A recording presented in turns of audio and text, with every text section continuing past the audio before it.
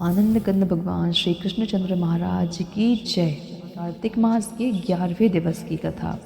नारद जी ने कहा, एक समय जलंधर पत्नी के साथ असुरों से सम्मानित हो सभा में बैठा था, तो परम कीर्तिवान श्री शुक्राचार्य जी वहां पहुँचे, जिनके तेज से सब दिशाएं प्रकाशित हो गईं।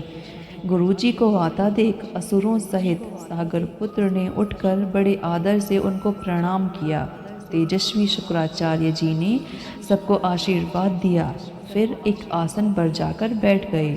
सब दैत्य भी यथा स्थान पर बैठ गए और सागर पुत्र ने नम्रता से प्रश्न किया, हे गुरुदेव जी, राहु का सिर किसने काटा था? आप यह बतलाइए।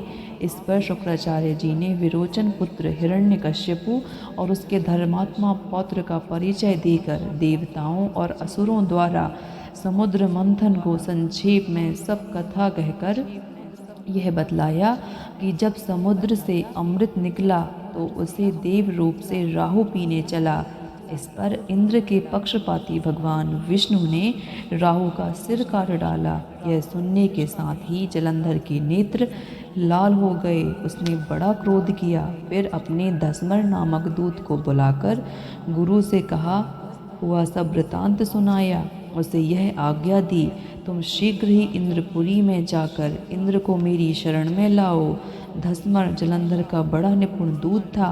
वह शीघ्र ही इंद्र की सुधर्मा नामक सभा में जा पहुंचा और जलंधर के शब्दों में कहा, हे देवता धम, तुमने समुद्र को क्यों मथा और मेरे पिता के सब रत्नों को क्यों ले लिया?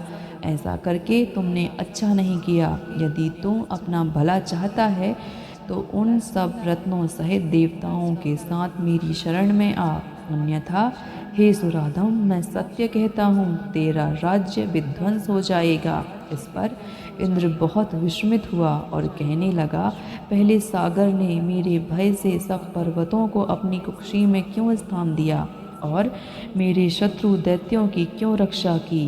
इसी कारण मैंने उनके सब रत्न हरण किए हैं। मैं भी सत्य कहता हूँ कि मेरा द्रोही सुखी नहीं रह सकता।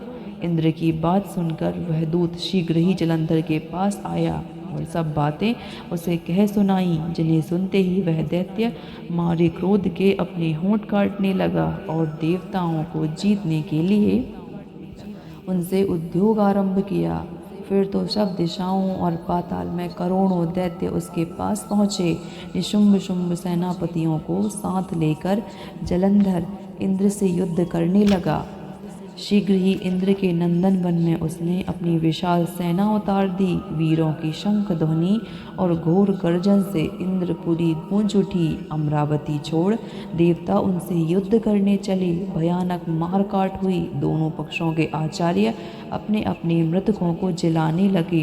असुरों के आचार्य गुरु शुक्र अपनी अमृत संजीवनी विद्या से और देव गुरु बृहस्पति द्रोणागिरी से औषधि लाकर मुर्दों को जलाते रहे। इस पर जलंधर ने अपने गुरु शुक्राचार्य जी से क्रुद्ध होकर कहा, मेरे हाथ से मरे देवता कैसे जी रहे हैं?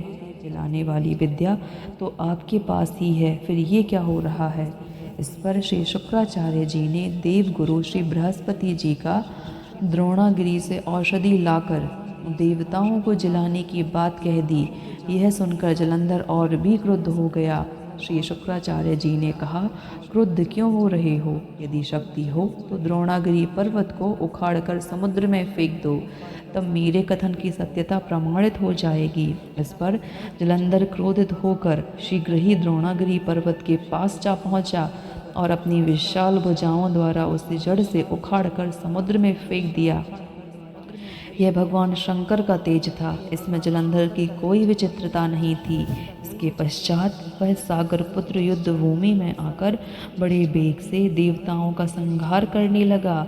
जब बृहस्पति औषधि लाने के लिए द्रोणागिरी पर्वत पहुँचे तो द्रोणागिरी अपनी जगह पर नहीं था। उन्हें सूना मैदान मिला। वह भयभीत होकर देवताओं के पास आए और कहा कि युद्ध बंद कर दो, तुम लोग अब जलंधर को नहीं जीत सकते।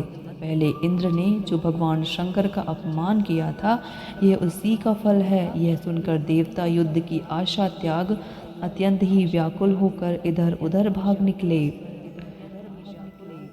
सिंधु सुत निर्भय होकर अमरावती में प्रविष्ट हो गया। इंद्र आदि देवताओं ने गुफाओं में शरण ली। बोले आनंद कंद भगवान श्री कृष्णचंद्र महाराज की जय। अद्भुत अद्वितीय वर्णन। कार्तिक मास में जो स्त्री अथवा पुरुष इस कथा का श्रवण करेगा, वर्ष के किसी भी दिन किसी भी समय, प्रतिदिन के तीनों पहर अथवा दिन में एक बार जो स्त्री अथवा पुरुष इस कथा का श्रवण करेंगे, वो अनेकानेक सुखों को भोगेंगे। उनके जीवन की सारी समस्याएं समाप्त हो जाएंगी और आनंद कंद भगवान उन पर अपनी कृपा बरसाएंगे और वो इस लोक में समस्त सुखों को भोग कर अंत में भगवान के श्री धाम पधारेंगे। इस कथा को ज़्यादा से ज़्यादा लोगों को शेयर कीजिए ताकि अधिक से अधिक लोग इस कथा का श्रवण करके पुण्य लाभ अर्जित कर सकें। कार्तिक मास में पढ़े जाने वाली कथाओं का श्रवण कार्तिक मास में तो फलदायी है ही, परंतु वर्ष के किसी भी दिन इन कथाओं का श्रवण किया जाए तो और भी फलदायी है। प्रभु का प्रिय बनने के लिए, भगवान श्री कृष्ण के प्रिय कार्तिक मास की इन कथाओं का श्रवण प्रतिदिन कीजिए। भगवान आपके सारे मनोरथ सिद्ध करे। वीडियो को शेयर कीजिए, चैनल को सब्सक्राइब कीजिए।